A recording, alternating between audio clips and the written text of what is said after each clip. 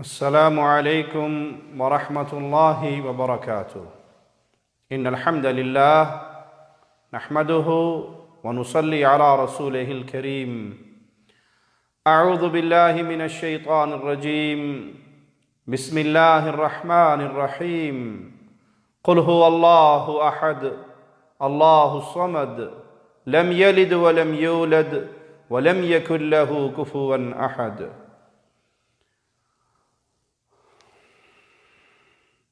اہل ایمان کے لیے بڑی عظیم خوشخبری حج اور عمرے کی عبادت میں ہے کہ جو شخص سنت کے مطابق حالت ایمان میں یہ عمل کرتا ہے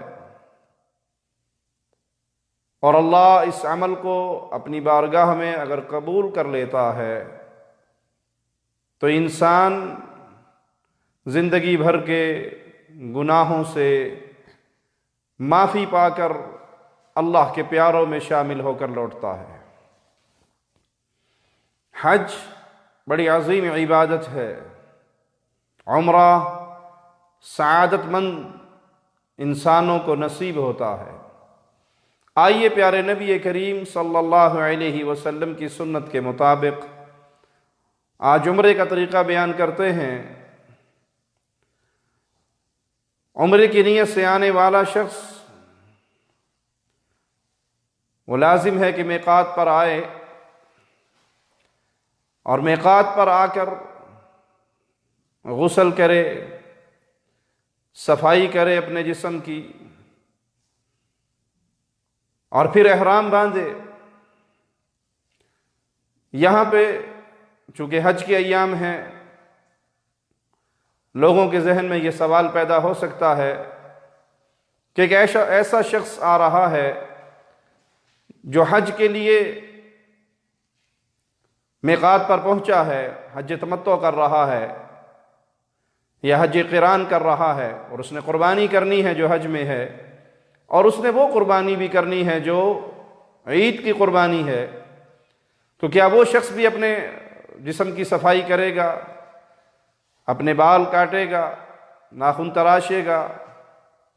تو اگر کسی نے دو قربانیاں کرنی ہو، حج کی بھی اور عید کی بھی، تو اس کے لیے یہ ہے کہ وہ ذی الحجہ کا چاند نظر آنے سے پہلے اپنی صفائی ستھرائی کر لے، اور میقات پہ آ کر، چونکہ نبی کریم صلی اللہ علیہ وسلم کا فرمان ہے کہ جس نے قربانی کرنی ہے عید کی، وہ اپنے ناخن نہ کاٹے، بال نہ تراشے، تو یہ صرف غسل کرے اور احرام باندھ لے۔ اور اگر آپ نے وہ قربانی عید والی نہیں کرنی، صرف حج کے اندر جو قربانی ہے وہی کرنی ہے، تو پھر اپنا جسم کی صفائی کر لیں، بال کاٹ لیں، اور پھر خوشبو لگا لیں۔ رسول اللہ صلی اللہ علیہ وسلم کی یہ سنت ہے۔ سیدہ عائشہ رضی اللہ تعالی عنہ فرماتی ہیں کہ میں اللہ کے پیارے نبی صلی اللہ علیہ وسلم کو خوشبو لگاتی۔ غسل کریں، خوشبو لگائیں، احرام کی چادریں پہن لیں۔ میقات سے احرام کی چادر پہننا یہ واجب ہے۔ اگر کوئی شخص بھول گیا، میقات سے آگے گزر گیا، وہ واپس آئے اور پھر میقات پہ آ کر وہ چادر باندھ لے، لباس پہن لے، اپنا عام سلا ہوا لباس اتار کے احرام کی چادریں پہن لے۔ یہ حج اور عمرے کا لباس ہے۔ اور اگر وہ واپس نہیں آ سکا اور آگے کہیں جا کر احرام باندھتا ہے تو اس پر دم واجب ہوگا۔ حج کے دوران احرام کا لباس رکن ہے، لیکن میقات سے باندھنا واجب ہے۔ اگر واجب ترک کیا تو دم دے کے گزارا ہو جائے گا، لیکن اگر رکن رہ گیا تو پھر وہ حج نہیں ہوتا، وہ عمرہ نہیں ہوتا۔ جب آپ احرام کی چادریں باندھ لیں، اب آپ تلبیہ کہیں جو رسول اللہ صلی اللہ علیہ وسلم سے ثابت ہے۔ آپ نے حج تمتع کرنا ہے تو صرف عمرے کا اگر آپ تلبیہ کہیں اللہم لبیک عمرہ، اور اگر آپ نے حج قران کرنا ہے تو آپ عمرہ اور حج کا دونوں کا تلبیہ کہیں، اور اگر آپ نے صرف حج افراد کرنا ہے تو صرف حج کا تلبیہ کہیں اللہم لبیک حجا، اور اس کے بعد آپ مکہ کی طرف روانہ ہو جائیں اور زبان سے آپ کی تلبیہ جاری رہے، لبیک اللہم لبیک لبیک لا شریک لک لبیک اے اللہ میں حاضر ہوں، اے اللہ تیرا کوئی شریک نہیں ہے۔ یہ توحید کا ترانہ، یہ ایمان کا ترانہ حاجی اور عمرہ کرنے والے کی زبان پہ بلند رہے، اپنے گناہوں کو یاد کرے، لبیک اے اللہ میں حاضر ہوں، کیا معنی؟ خطاؤں کو لے کر آیا ہوں، تجھ سے معافیوں کا سوالی ہوں، اے اللہ میری خطاؤں کو معاف فرما دے۔ لا شریک لک لبیک ان الحمد والنعمت لک والملک لا شریک لک، اے اللہ میں حاضر ہوں، تیرا کوئی شریک نہیں، بادشاہت تیرے لیے ہے، تو شہنشاہ اعظم ہے، حکومت تیری ہے، حمد تیری ہے، ثنا تیری ہے۔ یہ توحیدی ترانے گاتا ہوا انسان اللہ کے گھر کی طرف روانہ ہوگا، بیت اللہ کی طرف روانہ ہوگا۔ اور یہ ایمان ہے، یہ عقیدہ ہے، یہ صرف زبانی کلامی کلمات نہیں ہیں۔ لبیک اللہم لبیک، یہ ایمان ہے، یہ توحید کا درس ہے۔ حج اور عمرہ انسان کو توحید سکھاتا ہے، موحد بناتا ہے۔ اور اگر کوئی حج اور عمرہ کرنے کے بعد بھی اللہ کی توحید کو نہ سمجھے اور اسی شرک کی دلدل میں گرتا رہے تو مشرک کے حج کا اسے کوئی فائدہ نہیں ہوگا۔ آپ نے احرام باندھ لیا، تلبیہ کہا، کچھ لوگ یہاں پہ رک کے 2 رکعت نماز پڑھتے ہیں۔ احرام کی نبی کریم صلی اللہ علیہ وسلم کی صحیح حدیث سے کوئی خاص نماز ذکر نہیں ہے کسی بھی صحیح حدیث میں۔ آپ صلی اللہ علیہ وسلم نے فرض نماز پڑھی اور اس کے بعد احرام باندھا۔ اگر اس وقت فرض نماز کا ٹائم ہے تو آپ وہ نماز ادا کر لیں اور احرام باندھ لیں، لیکن اگر فرض نماز کا وقت نہیں ہے تو آپ صرف احرام کی چادریں باندھ کر پھر آپ 2 رکعتیں پڑھنے کے لیے خصوصی طور پہ جائیں تو ایسی 2 رکعتیں کسی صحیح حدیث میں موجود نہیں ہیں۔ بیت اللہ میں پہنچے، مسجد میں داخل ہونے کی دعا پڑھیں، دایاں قدم پہلے رکھیں اور حجر اسود کے سامنے آ کر آپ نے طواف کی ابتدا کرنی ہے۔ جب آپ نے طواف کی ابتدا کرنی ہے تو اپنے دائیں کندھے کو ننگا کر لینا ہے۔ طواف کی ابتدا پہ، میقات سے نہیں۔ کچھ لوگ احرام باندھتے وہیں سے اپنا دایاں کندھا ننگا کر لیتے ہیں اور کوئی نماز بھی پڑھتے ہیں تو اسی طرح کندھا ننگا ہے اور نماز ادا کر رہے ہیں۔ یاد رکھیے رسول اللہ صلی اللہ علیہ وسلم کا فرمان ہے، جس کے کندھے ننگے ہوں اس کی نماز نہیں ہوتی۔ تو یہ کندھے کا ننگا ہونا طواف کی ابتدا سے ہے، نہ کہ میقات سے ہے۔ اور طواف کرتے کرتے بھی اگر نماز کا وقت ہو گیا، نماز کھڑی ہوگی اور آپ نماز پڑھنے لگے ہیں تو اپنے کندھے کو آپ نے ڈھانپ لینا ہے۔ حجر اسود کو چومیں اگر موقع ہے چومنے کا موقع نہیں تو ہاتھ لگائیں، اور اگر نہ چومنے کا موقع ہے نہ ہاتھ لگانے کا موقع ہے، رش اتنا زیادہ ہے تو پھر آپ نے دور سے اللہ اکبر، ایک ہاتھ سے اشارہ کرنا ہے۔ بعض لوگ 2 ہاتھوں سے اشارہ کرتے ہیں، مسنون یہی ہے کہ آپ دائیں ہاتھ سے اشارہ کریں، حجر اسود کے سامنے آئیں، دائیں ہاتھ سے اشارہ کریں، اپنی زبان سے اللہ اکبر کہیں اور اب آپ بیت اللہ کا طواف شروع کر دیں۔ کچھ لوگ حجر اسود کو چومنے کے اندر دھکم پیل کا شکار ہوتے ہیں اور لوگوں کو بھی کرتے ہیں، گرتے ہیں، پڑتے ہیں اور بالکل ایک میدان جنگ کی صورت بنا دیتے ہیں اور ان کی احرام کی چادریں کہیں پڑی ہوئی ہیں اور وہ رش میں پھنسے ہوئے ہیں اور پیسے ہوئے ہیں اور پسینہ بہہ رہا ہے اور لڑائی ہو رہی ہے، کونیے مار رہے ہیں، دھکم پیل کر رہے ہیں۔ پیارے بھائی، حجر اسود کو چومنا سنت ہے، مسلمان کی عزت کرنا فرض ہے۔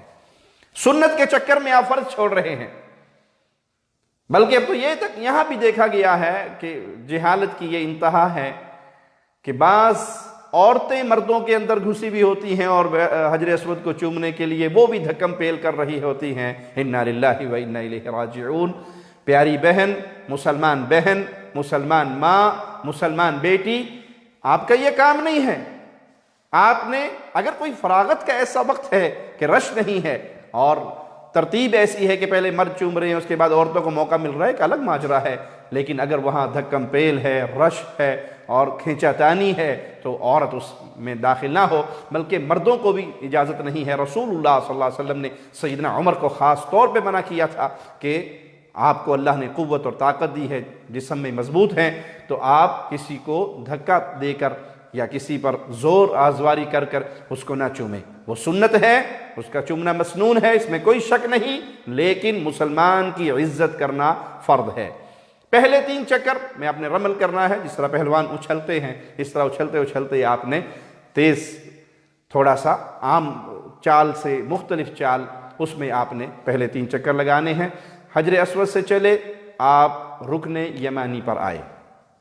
رکن یمانی کو اگر موقع ملا ہے چھونے کا تو ٹھیک ہے، اگر نہیں موقع ملتا تو اس کی طرف اشارہ نہیں کرنا۔ بعض لوگ جس طرح حجر اسود پر آ کر اشارہ کرتے ہیں ایسے رکن یمانی پر بھی کرتے ہیں۔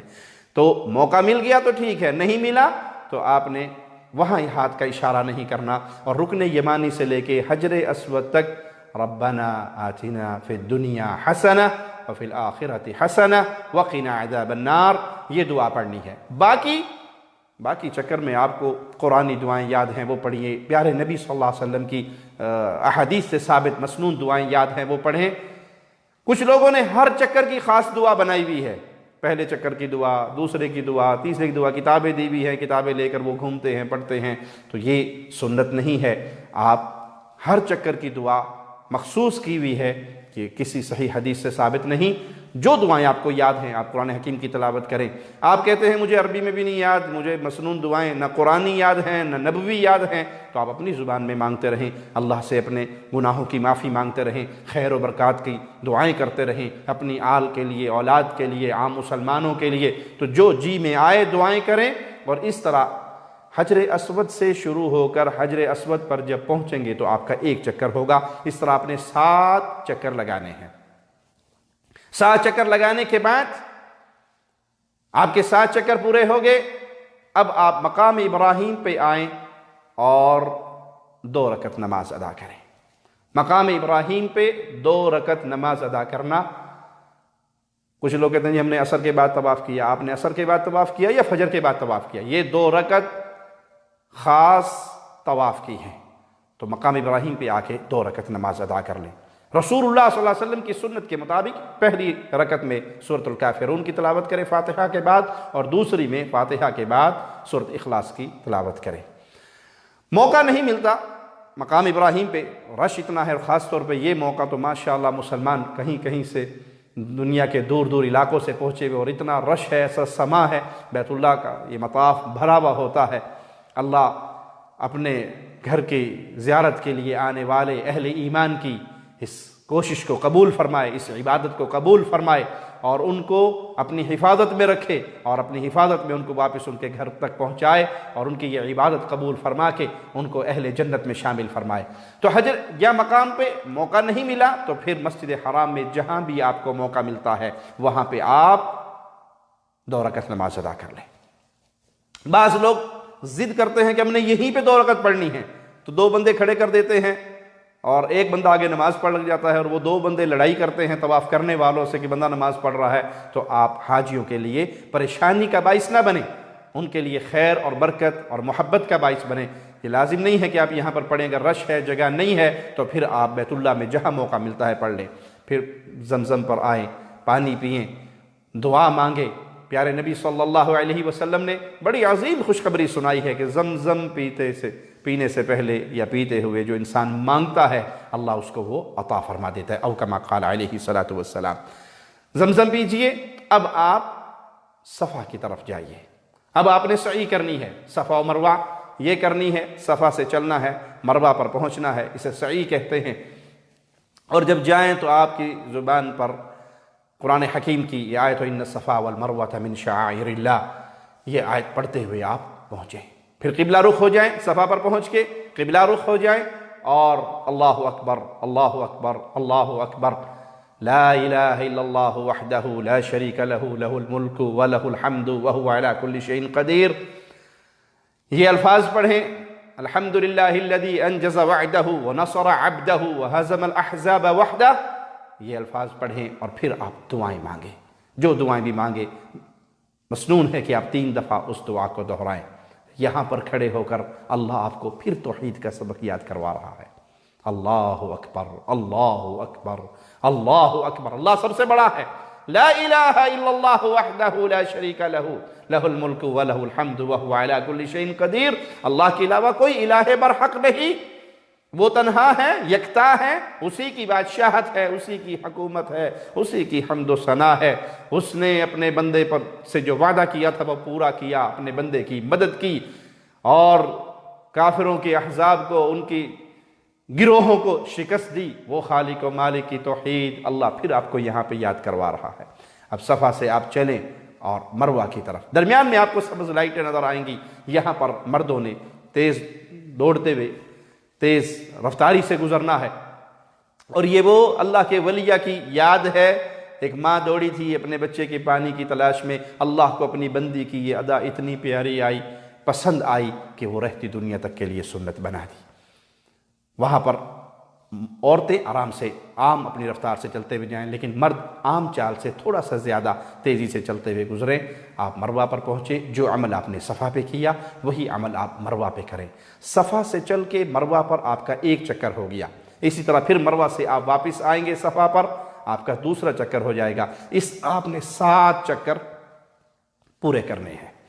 7 چکر کرنے کے بعد آپ کی سعی ہو گئی، اور اب آپ نے بال کاٹنے ہیں۔ مرد حضرات یا تو اپنے پورے سر سے بال کٹوائیں گے یا پورے سر کی پر اس طرح پھروا لیں گے، دونوں صورتیں ان کے لیے جائز ہیں۔ رسول اللہ صلی اللہ علیہ وسلم نے دعا کی زیادہ ان کے لیے جنہوں نے بال صاف کروائے، ٹنڈ کروائی، اس طرح پھروایا، اور ایک مرتبہ دعا کی، رحمت کی ان کے لیے جنہوں نے بال کٹوائے۔ لیکن بال کٹوانے میں ایک معاملے کو یاد رکھیں، کچھ لوگ وہیں پر کینچی لے کر کھڑے ہوتے ہیں اور 4 کونوں سے وہ تھوڑے تھوڑے بال کاٹتے ہیں، اور آپ سمجھتے ہیں گزارا ہو گیا۔ یہ گزارا نہیں ہوا۔ یا تو آپ نے پورے سر کے بال چھوٹے کروانے ہیں، بھلے ایک پوری چھوٹے کروا لیں، اس سے کم چھوٹے کروا لیں، لیکن کٹنگ پورے سر کی ہو، یا پورے سر کے بالوں کی آپ نے صفائی کروانی ہے، اس طرح کروانا ہے۔ دونوں میں جو بھی آپ کرنا چاہیں۔ عورت اپنی چٹیا کے آخر میں سے ایک پوری کے برابر اتنے سے بال وہ کینچی سے خود بھی کاٹ سکتی ہے، کسی سے بھی کٹوا سکتی ہے۔ تو جس نے یہ بال کٹوا لیے، اب اس کا احرام کھل گیا، اس پہ جو پابندیاں تھیں وہ ختم ہو گئی۔